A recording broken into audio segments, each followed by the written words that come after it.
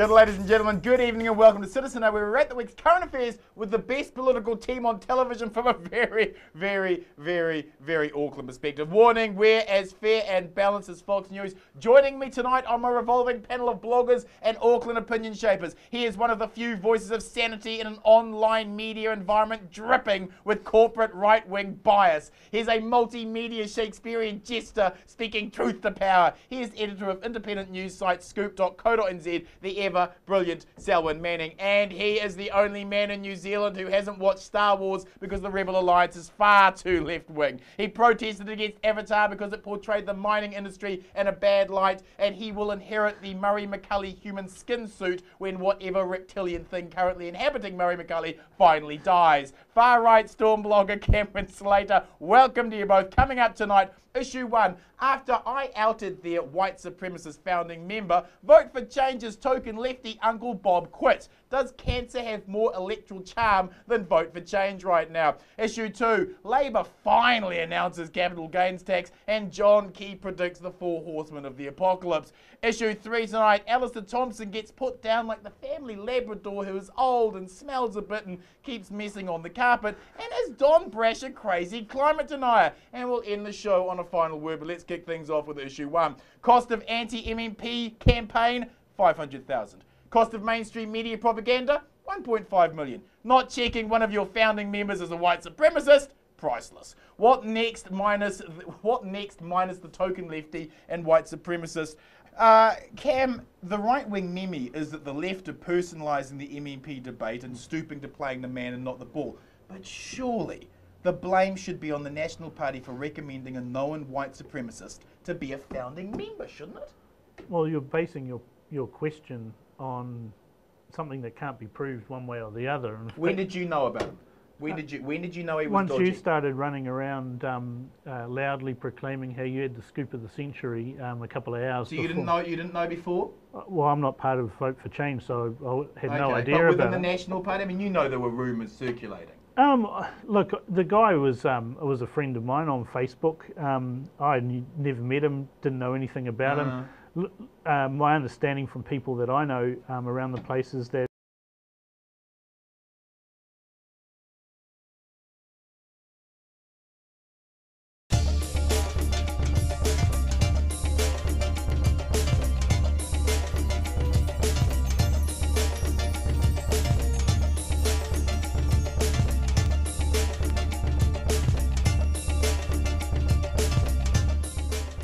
Hello, I'm Lindsay Dawson. Welcome to Let's Talk, the show that brings you half an hour of hot talk every week on what's going on in Auckland women's hearts and minds.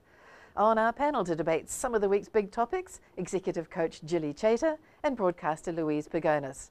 The three of us will be talking penguins, periods and slut walking. But first, winter's finally here, and we all know how much we like being cosy at home. For many though, home is damp, cold, crowded and miserable.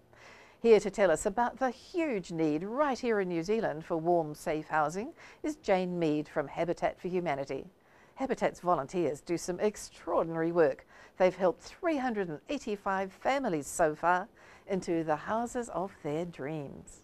Hello Jane, welcome in. Hello Lindsay. Now this dream home concept, for most New Zealanders who are watching smart living programs on television, a dream home is something that's got sort of marble bench tops and the latest and greatest bathroom and things. But dream home is a completely different concept for the families you work with at Habitat, I understand. Yes, the dream home is not so much about a dream home, but more about the dream of a home. Yes, when you're a tenant, you have insecurity of tenure.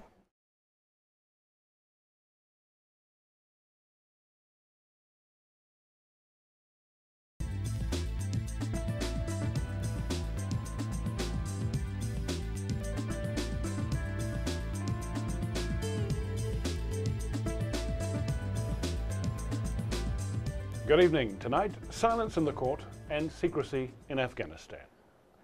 Well, the coroner's inquest into the tragic death of the 3-month-old Kahui twins has heard some staggering evidence about deficiencies in our health, welfare and legal systems when it comes to protecting vulnerable infants.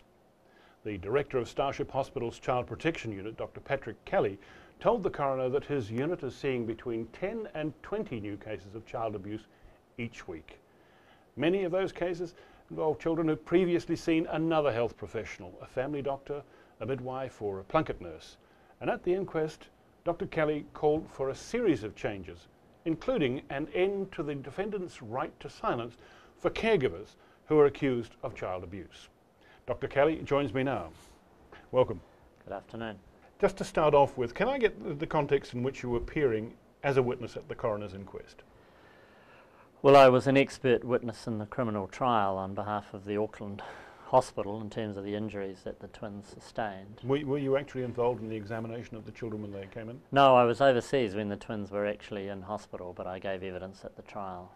You undertook a peer review, I understand, of a colleague's. Yes, I gave essentially a second opinion, and my opinion was essentially in agreement with that of the doctors from Starship originally.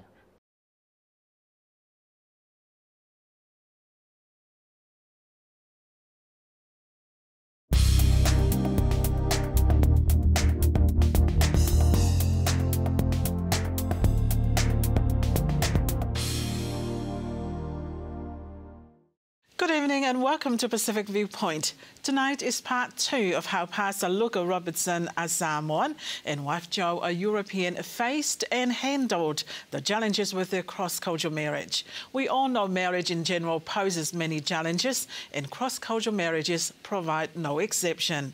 Before we move on, let me show you a few clips from last week. When we were dating, Luca would not eat at my home because everyone was European and he didn't eat in front of Europeans. And I wouldn't eat at his house because I didn't know what the food was. I was like, what is that? She used to call corned beef cat food. I know. I said to her, have this, because my mum was watching. I said, eat this, because my mum's watching. Because I said, corned beef, she goes, look like cat food. And my mother was like, fuck around. And like, you know, I mean, how do you build a relationship with your mother-in-law when you call it cat food? What did you find difficult, I Jo? found that Luca as a person was very hard. And I say hard because he's very like, this is the way we're going to do it. And, you know, I'll give you an example. You don't answer back to the man. Someone way? Yeah.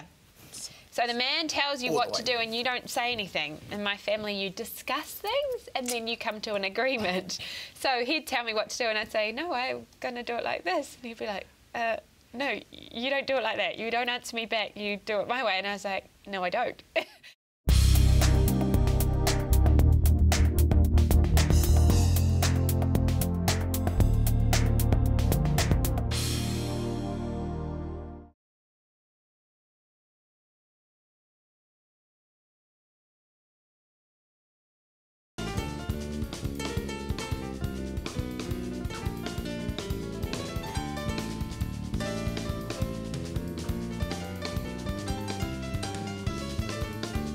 Hello, I'm Noel Cheer.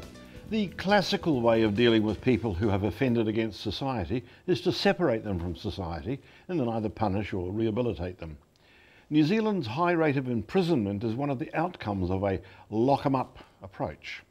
Many people who have studied the outcomes of this strategy suggest that the approach is wrong because it rarely produces any good long-term effects. There are some people who are rethinking the whole relationship between crime and punishment and who are looking for better outcomes.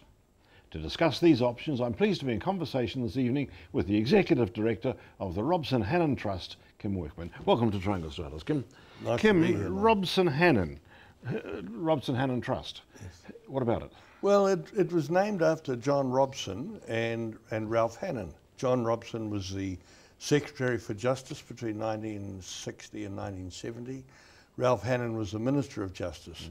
And between the two of them, they probably introduced the most far-reaching reforms of the justice system in the history of New Zealand. Yeah, and under the name of the Robson Hannon Trust, your major project is called Rethinking Crime and Punishment. Yes. And what, 5 years ago? Yes, we started 5 years ago. Then it was Prison Fellowship and the Salvation Army. We wanted to raise the level of debate around alternatives to imprisonment, how the public could get more actively engaged in in the criminal justice system and looking at alternatives to imprisonment, you know, identifying what it is that works, how we can get better results for our dollar.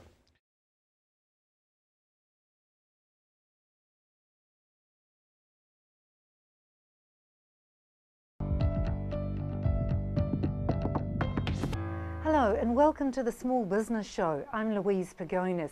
Each week we'll focus on some of the many issues around running a small business. This week we've got a great lineup for you. We look at getting your business ready to take advantage of the opportunities around the Rugby World Cup. And that means right now, not just when visitors start to arrive in September. And we meet a North Shore businesswoman who harnessed the power of the Mommy blogger network in the States to catapult her product up the American sales charts.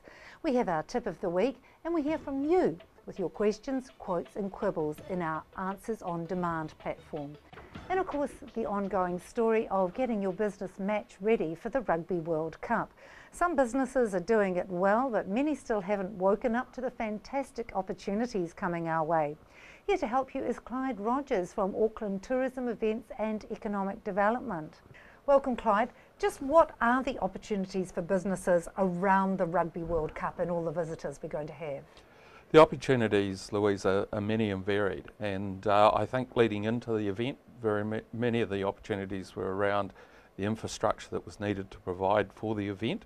But now as we get close, we're only 100 days out from Rugby World Cup, the opportunities are more in the areas of servicing the visitors that will come in. There will be 85,000 visitors into New Zealand and over 45,000 of those will be in Auckland. So there are a lot of opportunities and it's really down to the retailers and the hospitality area that will have a chance to maximise those opportunities as we move towards the event.